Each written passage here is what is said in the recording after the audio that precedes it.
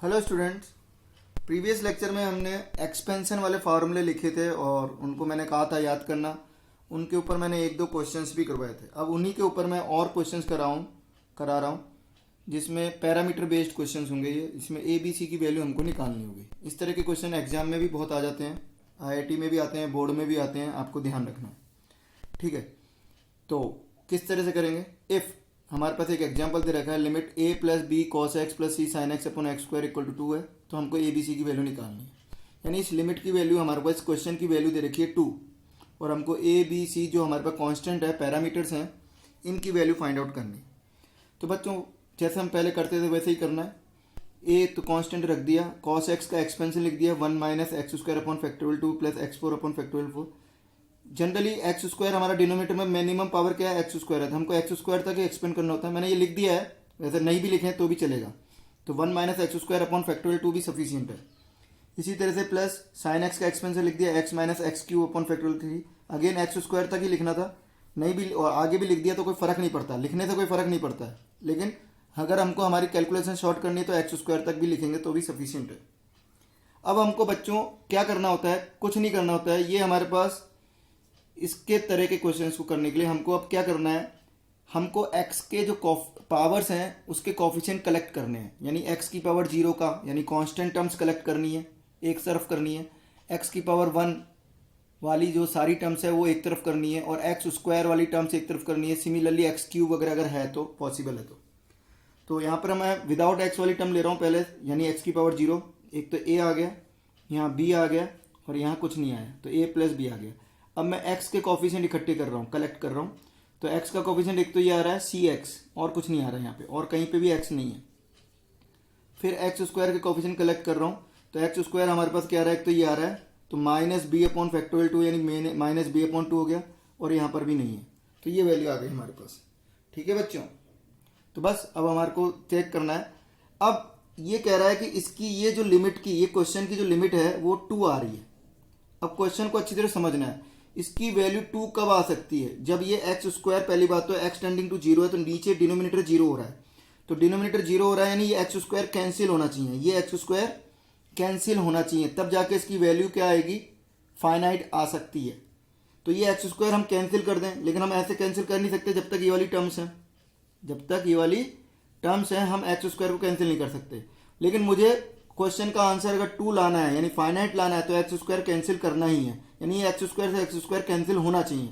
तो ये कब हो सकता है एक्स स्क्वायर से एक्स स्क्वायर कैंसिल, बच्चों जब ये वाली टर्म्स हो ही नहीं, ये वाली टर्म्स हो ही नहीं। तो ये वाली टर्म्स कब नहीं होगी, जब a प्लस बी क्या होगा, 0 होगा, और ये भी क्या होगा, 0 होगा, c इक्वल टू 0। ठीक है बच्चों, तो ये दो वैल्यू आ गई। अब ये दोनों वैल्यू 0 हो गई, तो अब यहाँ पे क्वेश्चन क्या बच गया हमारे पास, X square minus B by 2 X square equal to 2। तो एक्स स्क्वायर से एक्स स्क्वायर कट जाएगा। अब तो minus B by 2 equal to कितना आ गया, 2 आ गया, तो b की वैल्यू आ गई -4, और b की वैल्यू -4 रखूंगा तो a की वैल्यू आ गई बच्चों 4, और यहाँ पे c की वैल्यू 0 आ चुकी। तो ये क्वेश्चन हमारा सॉल्व हो गया। इस तरह से करना है। एक और एग्जांपल ले रहा हूँ मैं, ऐसे 2-3 एग्जांपल ले रहा हूँ। ये हमारे पास एक एग्जांपल दे रखा है इसी तरह का, e की पावर a इंटू ई की power x minus B cos x plus C into E की power minus X equal to 2 है। हमें ए बी सी की वैल्यू निकालनी है, अपॉन में एक्स साइन एक्स है। ठीक है, तो इसका एक्सपेंशन कर दिया, e की पावर x का एक्सपेंशन किया मैंने 1 प्लस एक्स स्क्वायर बाई 2। यहाँ पे मिनिमम पावर क्या आ जाएगी, एक्स साइन एक्स की मिनिमम एक्सपेंशन में मिनिमम पावर होती है x, तो इसको लिख दिया मैंने x इंटू एक्स। अब एक्स स्क्वायर तक मैं एक्सपेंशन करूंगा, minus b 1 minus x square upon factorial 2 cos x का एक्सपेंशन कर दिया एक्स स्क्वायर तक, और प्लस सी इसका भी कर दिया e की पावर माइनस एक्स का इक्वल टू 2 दे रखे। अगेन मैं क्या करूंगा, x की पावर्स को कलेक्ट करूंगा। पहले x की पावर 0 यानी कांस्टेंट टर्म, तो a आ गया एक, तो फिर माइनस b आ गया बच्चों, प्लस c आ गया, प्लस x के कोफिशिएंट कलेक्ट करूंगा तो एक तो a आ रहा है यहाँ पे x की कोई टर्म नहीं आ रही, यहाँ पर माइनस का c आ रहा है बच्चों, माइनस सी एक्स। फिर मैं एक्स स्क्वायर की टर्म्स कलेक्ट करूंगा तो यहाँ पे आ रहा है बच्चों a अपॉन फैक्टोरियल 2 यानी a अपॉन 2 हो जाएगा, यहाँ प्लस b अपॉन 2 हो जाएगा ये वाला, और यहाँ पर क्या हो जाएगा, plus c upon 2।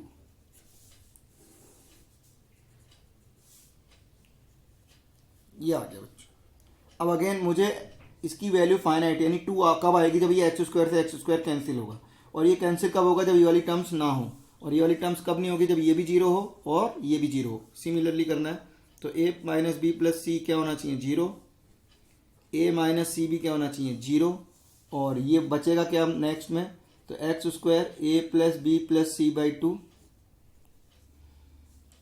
Upon x square, limit है एक्स टेंडिंग टू जीरो बच्चों, equal to two, X square से एक्स स्क्वायर कैंसिल कर दिया, तो A plus B plus C equal to क्या आ जाएगा, फोर, ये टू यहाँ पे चला गया।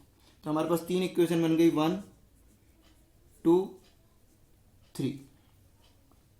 ठीक है बच्चों, तो ए की वैल्यू सी के बराबर है यहाँ से, तो ए की वैल्यू सी के बराबर है, तो सी की वैल्यू मैं ए रख रहा हूँ यहाँ पर, तो सी की वैल्यू मैंने ए रखा, तो ये क्या आ गया, 2a minus B equal to zero, और सी की वैल्यू ए रखा तो 2a plus B equal to 4 आ गया। इन दोनों को सॉल्व कर लेंगे, 2a plus B equal to 4 है, इसको मैंने यहाँ लिख दिया, तो इन दोनों को ऐड किया तो 4a इक्वल टू 4 आ गया, तो a की वैल्यू क्या आ गई बच्चों, 1 आ गई। a की वैल्यू 1 यहाँ रखूँगा तो b की वैल्यू क्या आ जाएगी, 2 आ जाएगी, a की वैल्यू 1 मैंने यहाँ रख दी, और a और b दोनों की वैल्यू अगर मैं यहाँ रख दूंगा 1 और 2 3, तो c की वैल्यू भी क्या आ जाएगी, 1। तो ये वैल्यूज आ गई। ठीक है बच्चों, नेक्स्ट है, ये बच्चों एक एग्जाम्पल है, IIT 2009 में आया था, limit extending to zero, a minus root में a square minus x square है, माइनस एक्स स्क्वायर अपॉन 4 है, डिवाइडेड बाई एक्स की पावर 4 इक्वल टू एल दे रखा है, और ए पॉजिटिव है यहाँ पर, और एल फाइनाइट है, तो हमें एल और ए दोनों की वैल्यू निकालनी है। एल फाइनाइट है, फाइनाइट में जीरो भी आ जाता है बच्चों, 1 2 3 जीरो कुछ भी हो सकता है, -1 बाई टू 1 बाई 2। ठीक है, अब इसको मैं सॉल्व कर रहा हूँ, तो ये ए लिख दिया, इसको मैंने यहाँ पर ए स्क्वायर कॉमन ले लिया। बाइनोमियल एक्सपेंशन के लिए हमारे पास क्या होता है, 1 प्लस एक्स की पावर एन का फार्मूला लगाऊंगा, 1 प्लस एन एक्स, ये तो यहाँ पर 1 होना जरूरी है, तो इसको 1 बनाने के लिए मैंने क्या कर दिया, ए स्क्वायर कॉमन ले लिया, तो बाहर आके वो क्या हो गया, रूट के बाहर आके ए हो गया, 1 minus x square upon A square minus x square by 4 equal to L divided by A.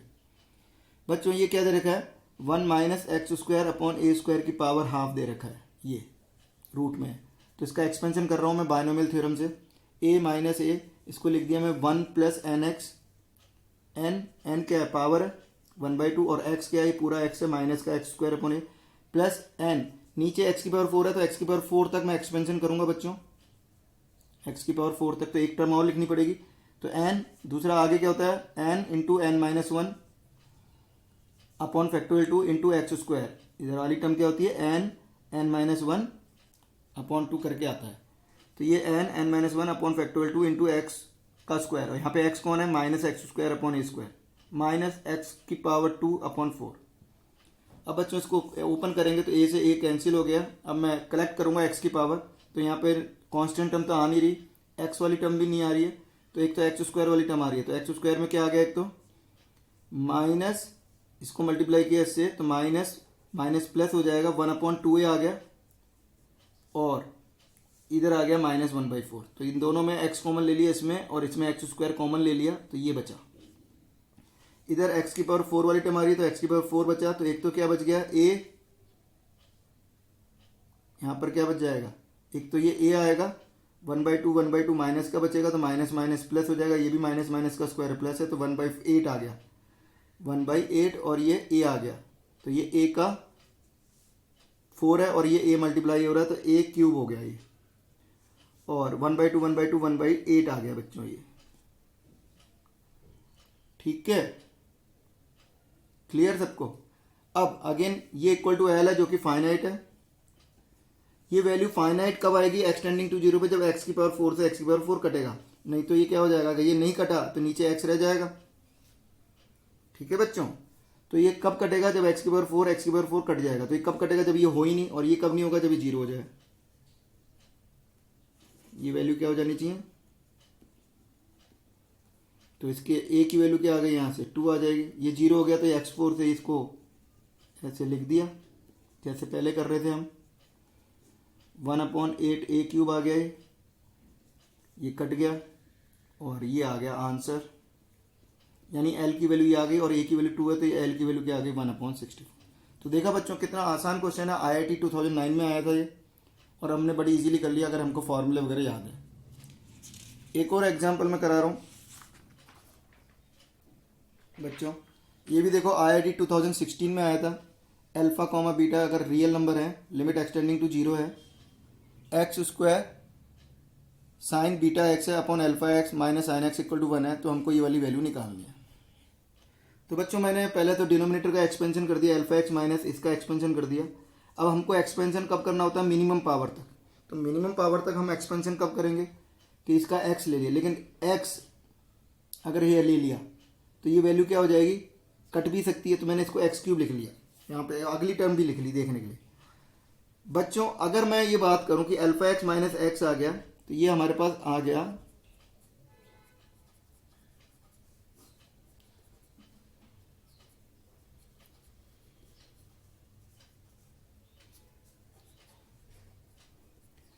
बच्चों यहाँ पर नीचे डिनोमिनेटर की जो मिनिमम पावर है वो अल्फा की वैल्यू पे डिपेंड करेगी। अगर अल्फा की वैल्यू 1 नहीं है तो मिनिमम पावर क्या हो जाएगी? एक्स। ठीक है बच्चों, तो अगर अल्फा 1 नहीं है, केस बना लिया मैंने, तो अल्फा 1 नहीं है तो यहाँ पर मिनिमम पावर क्या हो जाएगी? एक्स। तो मैं एक्स इंटू अल्फा माइनस 1 लिख दूंगा, ये हो जाएगा।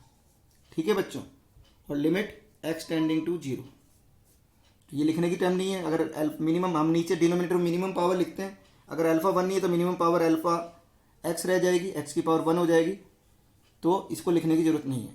अब यहाँ एक एक्स से एक एक्स कट गया, और अगर हम वैल्यू चेक करें तो इसकी जो वैल्यू आएगी वो क्या आनी चाहिए? ऊपर एक एक्स रह जाएगा, एक्स टेंडिंग टू जीरो करूँगा तो वैल्यू जीरो आ जाएगी। तो वैल्यू क्या आ जाएगी? इसकी जीरो आ जाएगी, जबकि हमको वैल्यू क्या दे रखी है? 1। तो ये पॉसिबल नहीं है, यानी ये केस में हमारे को कोई आंसर नहीं मिला, यानी अल्फा की वैल्यू 1 नहीं हो सकती है। तो बच्चों केस 2 ले लेते हैं, जब अल्फा 1 नहीं है। तो अल्फा 1 नहीं है, सॉरी अल्फा 1 है। अगर अल्फा 1 है तो अल्फा की एक्स से एक्स कट गया, तो मिनिमम पावर क्या बचेगी बच्चों?